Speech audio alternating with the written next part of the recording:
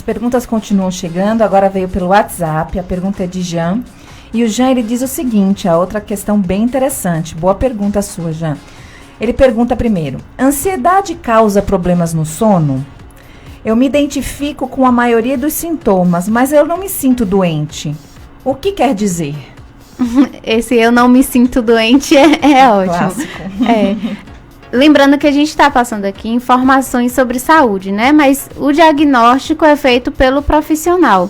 Se você percebe que tem a maioria dos sintomas e isso está atrapalhando a sua rotina, o seu dia a dia, o melhor a fazer é buscar uma avaliação, né? Seja uma avaliação médica, uma avaliação psicológica, mas sim, a ansiedade causa problemas no sono, altera a nossa rotina de sono também. E muito se relaciona com o fato da sua mente não desligar, né? Você fica pensando o tempo todo, cogitando o que vai acontecer no dia seguinte. Aí o seu corpo reage, porque assim, o nosso cérebro, ele não separa o que é real e o que é um pensamento. Ele só processa. Apareceu no seu pensamento, ele toma como verdade. E aí você sente como se de fato tivesse acontecendo. E se o fluxo de pensamentos vem no horário de sono, faz todo sentido que o seu sono seja alterado, né? Por isso é importante fazer aquele exercício diariamente de pensar sobre o pensar. Porque às vezes a gente passa o dia colocando atividades na nossa rotina para a gente não pensar sobre o que está pensando. E chega à noite que não tem muito o que fazer, você vai deitar, vem um fluxo de pensamentos, né? E se não tem esse hábito de pensar sobre o pensar, pode atrapalhar a rotina. E nós falamos aqui às vezes, Damião, eu gosto sempre de trazer essa lembrança que todos nós achamos que o pensamento é uma coisa voluntária, que a gente controla esse desencadear de ideias. Que o pensamento, quando você está ali imaginando, está projetando o futuro ou retomando acontecimentos do passado, você está ali organizando imagens, sons, ideias, e a gente acha, nós temos a ilusão de que esse processo ele é totalmente voluntário. E sim, eu posso, sem chance de errar, fazer aqui uma comparação com outro processo natural do nosso corpo que eu conheço um pouquinho, que é a circulação.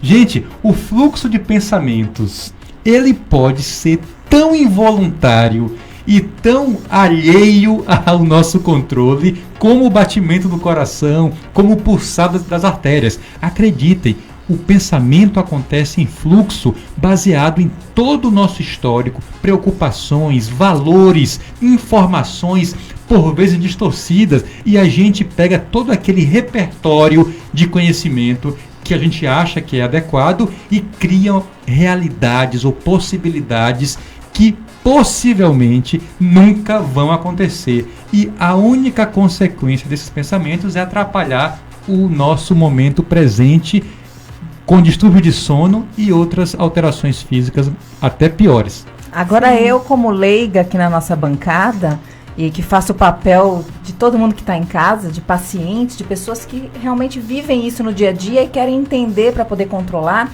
Dami trouxe uma informação super importante. Ela disse assim, que o nosso corpo, a nossa mente, ele não sabe o que é real e o que é um pensamento. Porque ele chega para ele só processa e aí desencadeia até os processos químicos do coração acelerar, coisa e tal.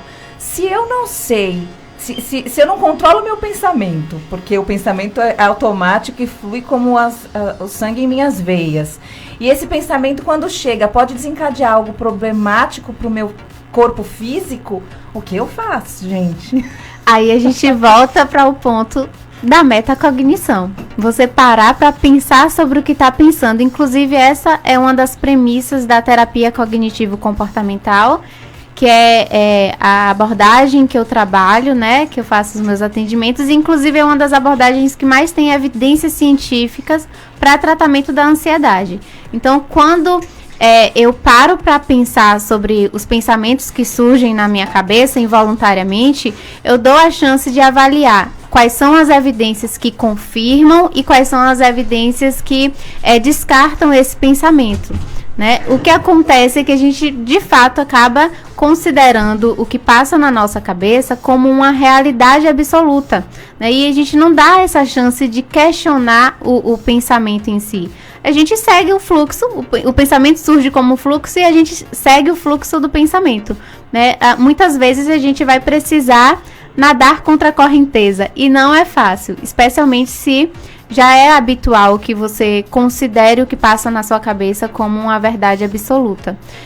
E esses pensamentos automáticos, como o Dr. Ronald trouxe, não surgem do nada, apesar de serem automáticos e involuntários, né? Eles têm uma raiz, digamos assim, né? Quando eu vou falar isso com os meus pacientes, eu peço para eles pensarem em uma árvore.